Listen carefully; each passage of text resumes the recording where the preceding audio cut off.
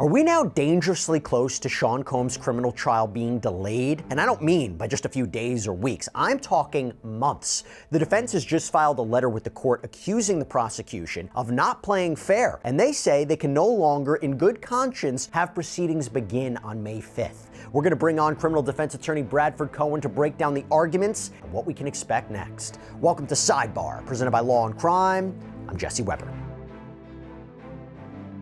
Okay, before we jump into the story, let's just talk true crime news for a second. Some Law&Crime merch, to be more specific. The Law&Crime Docket is your one-stop shop for trending stories, thrilling body cams, an exclusive look at brand new shows and podcasts from the faces you love. So sign up for our Docket newsletter by scanning the QR code you see here, or click the link in our description and the pinned comment right there under this video. At the beginning of June, we're going to pick 10 new Docket subscribers, and we're going to send them a Law&Crime hat. Winners will be announced in the newsletter. Hope you can check it out. Back to the case. You know, I said this would happen. I said be on the lookout for if we see a delay to the start of Sean Combs' criminal trial. The trial where he's facing sex trafficking, racketeering conspiracy, transportation to engage in prostitution charges. I said there could be a delay. And what happens? The defense is now asking for a 2-month delay. Now, I originally said that last week. This was the week before when his attorneys objected to prosecutors apparently wanting to introduce evidence of uncharged conduct into this case, or more specifically, prior alleged acts of sexual abuse in order to prove that Sean Combs had the intent to sex traffic victims. And despite his planned defense of everything was consensual, that this evidence will show there was no consent, that there was no mistake about consent. But now we have this letter that Combs' attorneys have filed with the court yesterday, more specifically, his attorney, Mark Agnifilo. And I'm going to read it to you. It's a short page and a half, and I don't know if they're asking for a delay per se because of what I just mentioned. Maybe something else, probably. Here you go. Let me read it to you. We write to update Your Honor regarding a request for an adjournment of the trial currently scheduled for May 5th, 2025. This court ordered that if the defense was considering an adjournment to make the application within 48 hours of our conference on Monday, April 14th, 2025. As we noted for the court at the conference, counsel stated we may ask for a short 2-week adjournment. We have discussed multiple times the possibility of a 2-week adjournment with the government, which they oppose. And then there's a batch of text that is redacted. We spoke to the government today and have requested instead a 2-month adjournment, again, redacted, while also allowing Mr. Combs the necessary time to prepare his defense of the third superseding indictment and resolve Victim 4's evidentiary issue. We're going to talk all about this.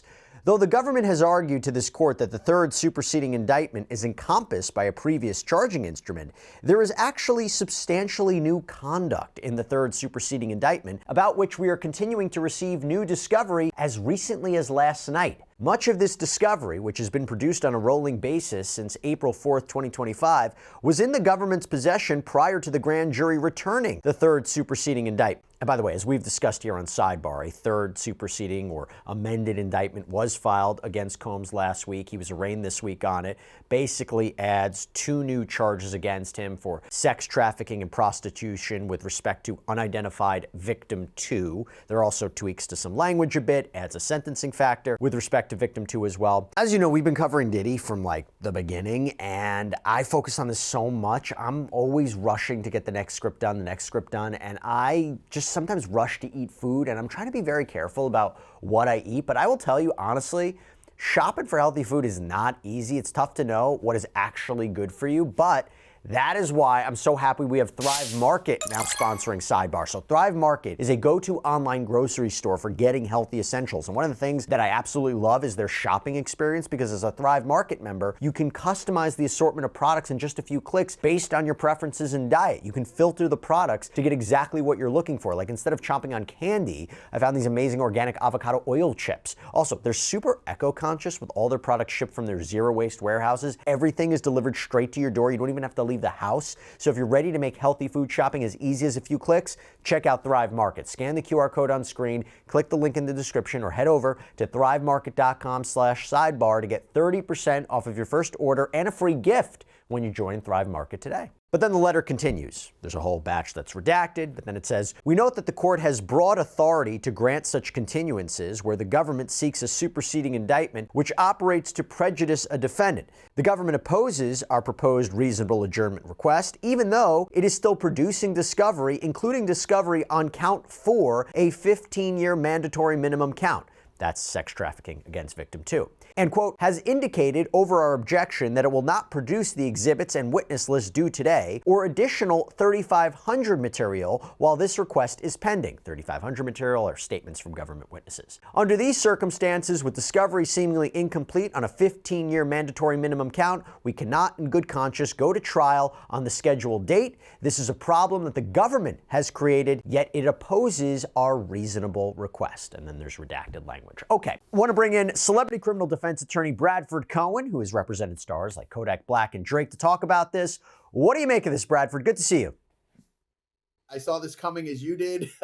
Once one of the attorneys left Mr. Combs's team, and then they were looking for new attorneys, and then Garagos came on, and these things that are proceeding before the court, you could tell that they were going to be asking for a continuance, because individuals that may have had some tangential knowledge about the case now need to get up to speed. They need to read all the documents. They need to come into play where they're going to be needed, what kind of strategic position that they're going to have on a legal team. And none of that can be done within 3 weeks. So I was surprised they only asked for 60 days. I thought they would ask for 90 or 120. Let's talk about this I mean, obviously, I have made of questions right now. First of all, this is a big deal that the defense is asking this, because you and I both know Sean Combs was racing towards trial, okay? If he was out on bail, right, out on bond, he would have, I imagine, been pushing this case as long down the road as possible. But he was sitting in the Metropolitan Detention Center, the MDC, wants to go to trial, believes he can, be found not guilty and continue on with his life. The fact that basically he and his attorneys are like, I will stay put for at least another 2 months, that's a big deal. That's a big thing the defense is saying, that this is a real problem. Yes, right? And no, and I'll tell you why. Yeah, a little bit. So I'll give you my take on it. These cases don't get better with age, right? So generally, when you have this type of case, more facts come out, people start piling on, civil cases get filed, more witnesses get found. So generally speaking, these cases don't get better with age. So when you first get the case, you're like, hey, let's get the trial as soon as we can, because it's not going to get better with age, and let's deal with what we got, et cetera, et cetera. What I think they came to realize over the past 10 or 12 months is that the government has everything that they could possibly have. There is no more secret people coming out of the woodwork. They kind of analyzed all the evidence. They've looked at it. In their minds, I think they're thinking, hey, listen, if we take a 2-month continuance to get fully prepared for something that you're looking at a 15-year min-man, or possibly getting 25 years on other charges, or even more if all these are combined, I think the 2 months then becomes a lot less concerning to me, because like I said, I think they really looked at the evidence and realized, hey, listen, we could take a 2 or 3 month continuance, and it's not like they're going to come up with the smoking gun. They've had time to come up with the smoking gun. We've seen all their evidence, and I think they're not impressed with the evidence. I think there's some problems with it, like we've discussed before in the past. I think there's some issues there on both sides of the fence. This is a case that could very well have 2 or 3 counts not guilty, and then he gets hung up on 1 count, and that 1 count still gets him 5 to 10 years.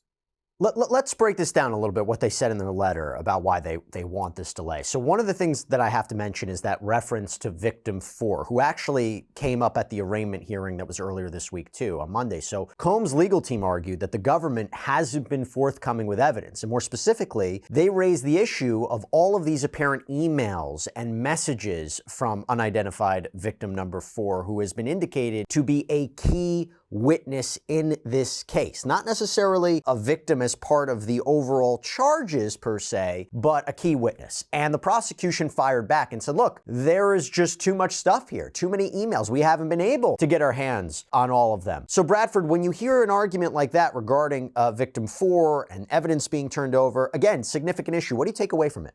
I think that number one is whenever the government says there's too much evidence, we can't go over it all. They have so many people at their disposal. Most people don't realize that the federal government is not the guy sitting at the table. He's the 30 people that are backing him up back at the office that are running backgrounds.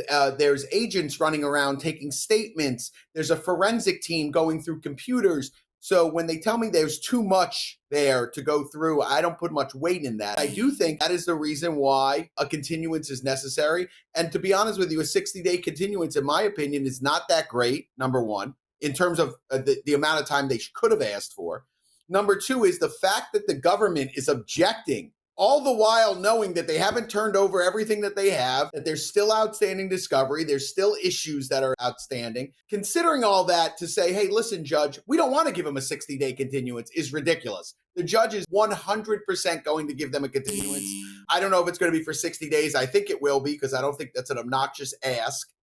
And the fact that he just got a superseding indictment that he just entered his plea of not guilty on, that in itself would warrant a continuance. Let's talk about that for a second. By the way, just real quick, have you ever seen a judge say, I know you're asking for 2 months, I think you need 3. Have you ever seen a judge do that, give more than what they're asking for? So there is a judge in Fort Lauderdale, and he's very funny. And he's essentially what he says is, if you come to me for a continuance, make sure it's exactly what you want, because I don't want you coming back. So if you want 6 months, I'm okay with 6 months. If you want 3, I'm okay with 3. But whatever the continuance is, make sure that's it, because that's all you get. So a lot of judges do that. I've never seen a judge say, hey, I think you need 3. I'm going to give you 3 instead of 2. I haven't had that experience, but it could happen. But I doubt that it would happen here.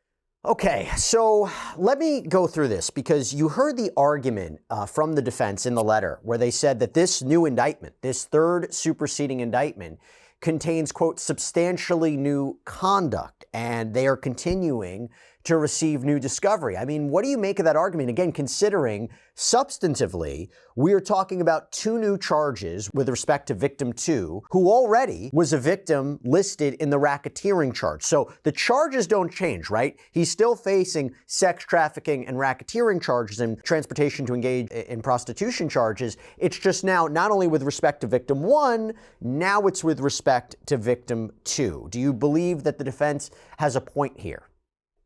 Yeah, I listen, whenever there's a superseding indictment and there's new allegations or there's additional facts in it that need to be explored, no judge says, oh, okay, we're in trial in 3 weeks. In fact, a superseding indictment that has new facts and new issues in it 3 weeks before trial is, or even 4 weeks before trial, is obnoxious. Why'd they wait? Why'd they wait till the 11th hour to file this? Well, I think that they didn't have that information, and I think that her story may be changing as it goes along, or maybe she's modifying it. They could be saying, hey, this is what we have an issue with. Between this time and this time, did anything happen here? And she's like, well, I don't know. Well, we're going to have a problem with between here and here. And all of a sudden she's like, oh, you know what? I remember. This is what happened between here and here. That type of thing doesn't bode well. And I actually made a comment on my Instagram about a superseding indictment 3 weeks before a trial doesn't bode well for the prosecution. It says one of 2 things. Either one is they didn't know what they were doing when they filed it originally, or number 2 is all of a sudden her memory got jogged, that suddenly she remembers something she didn't remember over the course of the past 10 months. Or number 3 is they were hiding that and they were going to spring it on them at the last moment, which is the worst one. Then now they have to deal with it at trial in 3 weeks. So like, it just doesn't bode well when someone gets a superseding indictment 3 weeks before trial. I think it's very shady and it makes them look bad in the eyes of the court, my opinion. Now, whether or not this judge is used to seeing it from the Southern District of New York or not, I don't know. It's interesting, when the third superseding indictment came down, I spoke with Nima Rahmani about it, and his basic conclusion, if I'm summarizing correctly, was there seemed to be, they wanted to particularize certain charges. They wanted to clarify certain points. It seemed the prosecution didn't want to confuse the jury, really make it clear about what they were alleging. And you look at this and you say, the defense wanted to start with a 2-week delay, and now they're asking for 2 months. Is it that they saw something in the evidence that was turned over, or the lack of evidence that was turned over? Or did something happen in their conversation with prosecutors where they're now saying, we need 2 months? I mean, that is significant. Yeah, well, I think that number one is they haven't gotten all the evidence. They keep getting new evidence and more discovery as on a rolling basis, which prosecutors love to say, well, that's our obligation, Judge. We have to keep giving them stuff. Yeah, that's their obligation. But the problem is when you bring a case, when you indict someone, you have a grand jury meeting and the case is 10, 11, 12 months old, the fact that you're still disclosing, that you still have more evidence does not speak volumes in terms of the wherewithal of the government. The government knows what they're doing. The government has agents. The government is watching everything and looking at everything and going through computers. So yes, there is a rolling obligation to provide discovery, but that really should be done in the first 6 to 8 months of the case. Right. The fact that you're waiting till the 10th month, 3 weeks out before trial, I just don't think that it bodes well for them. Let me ask you this. I'm going to ask you to switch gears and anticipate what the prosecution is going to be arguing here. Because if you take Combs's accusations as true, why would the government refuse to turn over exhibits and a witness list or additional statements from government witnesses while this request to delay the trial is pending? So let me ask you this. Why would they say, hey, let's just sort this out first. Let's sort out this whole delay first. We're not turning over anything additionally until we know this trial is delayed or not. And why would they oppose a delay? So again, I'm asking you to put on the prosecutor's hat and what are some arguments they would put forward for why they say a delay is not appropriate and why we don't need to turn over everything yet until we know what's going on with the delay? Well, let me take it in two parts. One is why I think they're doing it is because there's probably some evidence there that's not great for them that they don't want to give over to the defense early enough for them to do something with.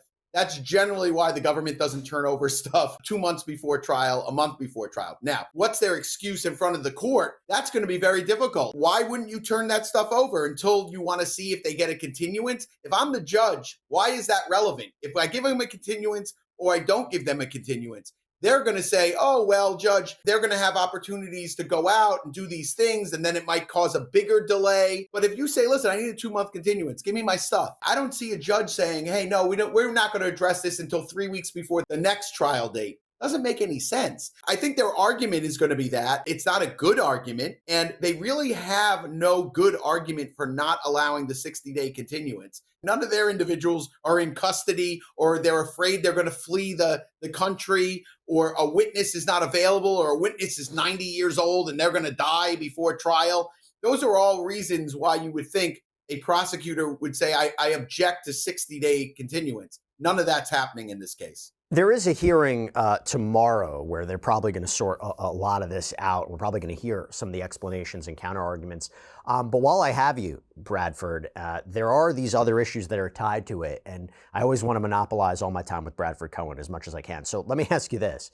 I mentioned it before. I'll bring it up again. Even though it wasn't explicitly stated in this letter, I said originally the idea, if you take the defense's allegations as true, that the prosecution wants to bring in now all of this evidence of uncharged conduct in order to prove their case, which I said could possibly delay the case. The uncharged conduct, including, as the defense labeled in their filing, quote, purported instances of sexual assault, all but one of which supposedly occurred decades ago. The defense said these incendiary allegations are substantially more serious than the charged offenses and, if admitted, would make it impossible for Mr. Combs to receive a fair trial. And Combs' team argued that it can't be included as a form of sexual assault evidence under the federal rules of evidence, specifically 413, because Combs isn't charged with sexual assault, that this is improper propensity or character evidence to demonstrate to the jury that Combs has a propensity for sexual violence. That's not allowed to be shown. And that the prejudicial nature of this uncharged conduct, Combs' defense team argued, it outweighs any probative or relevant value that it might have at trial. So I said when this came out from the defense that they were complaining and objecting to the prosecution introducing this, they even said if this comes in, it might have to delay the case. I mean, we won't have time to ultimately prepare in time. Again, not mentioned in the current letter, but do you take issue with this? How do you think the court's going to resolve this issue of uncharged conduct coming in to prove the charges Combs is currently facing? So, there's a couple ways to look at this. Number one is I've had cases where uncharged conduct has come in, but that is generally to prove a motive. the MO of the case is that if I'm charged with some sort of crime, and I always use the wet bandits, we've talked about this before, the wet bandits from Home Alone, they would go and break into people's houses, turn on their water and run out and the house would flood. Well, they did that like 30 times. Now, they probably caught them in the last house that it happened in, and they don't know if they did these other ones, but they can bring in that evidence to say, hey, look at all these other, there's 30 other homes on the same block that the water was turned on and that these guys ran out of the house and there's a flood going on. That's usually what this is used for, that this is the way that he operates. He uses drugs to put someone under and then this sexual assault happens. But the defense has a very, very strong argument here. That's not what he's charged with. So it's a sex trafficking case. The nature of these other offenses really shouldn't come in. Now, if they're saying it's some part of the RICO, that, this is his ongoing criminal enterprise, that he sexually assaults people, again, that doesn't work. So it would be very strange to me if the judge let all of it in. If he lets one of them in to show this person came to the hotel room, he or she was told to do XYZ and they didn't do XYZ, and then he was hurt because he didn't do XYZ, that might lend itself to the trafficking case, because you'd say look, this is what happens when people don't listen to him. So those type of arguments would need to be made in order to bring any of that in. And I don't see the judge bringing in the old cases unless, like I said, it has some relationship to the trafficking, that it was intended to be trafficked. The person didn't do what he asked them to do in terms of the trafficking, and then that person was injured as a result of that. Maybe, but that's such a stretch. I just don't see that coming in. I don't. And if it does come in, you're talking about a potential other delay in this case. Yes. And by the way, the judge had a side order yesterday, either at the time or before the filing that we've been going over from the defense. And it read, pending this Friday's conference, meaning tomorrow, the parties should proceed on the current schedule, including making all required disclosures. As for the evidentiary issue pertaining to victim 4, which was first brought to the court's attention Monday, the court will also address that issue at Friday's conference. If Combs has a renewed application for that evidence that addresses some or all of the government's objections, the court will promptly consider it so ordered. So tomorrow's conference is going to be quite important. We're going to be covering it here on Law and Crime, possibly on Sidebar. Bradford, before I let you go, side note, got to ask you about this. As an attorney representing very high-profile people, did you see this bit of news reported by different outlets, including WSB TV2, that attorney Brian Steele, who famously represented Young Thug in his criminal trial, submitted a request to join Sean Combs' legal team at this upcoming criminal trial? What do you think's going on here? I think they're beefing up their defense. I think they want to have the very best defense they can. I think I love Brian Steele. The moment that he said, "Can I be put in the same cell as my client?" Yeah. That speaks volumes, right? For the type of defense attorney that he is. And I just think he's a fighter. I think Diddy has the guys that are on his team that are using a rapier. And I think he needs a guy to come in there with a broad axe or a broadsword and start really taking off some heads. And I think Brian Steele's the guy to do it. I think he's an excellent lawyer. Shame no cameras. Shame no cameras. Wish we would have seen what's going to be happening. All right. Bradford Cohen, you've been so generous with your time. It was great seeing you. Thank you so much. I love breaking down the different aspects of these cases with you. Thanks so much. Thanks, Jesse. All right, everybody, that's all we have for you right now here on Sidebar. Thank you so much for joining us. And as always, please subscribe on YouTube, Apple Podcasts, Spotify, wherever you should get your podcasts. I'm Jesse Weber. I'll speak to you next time.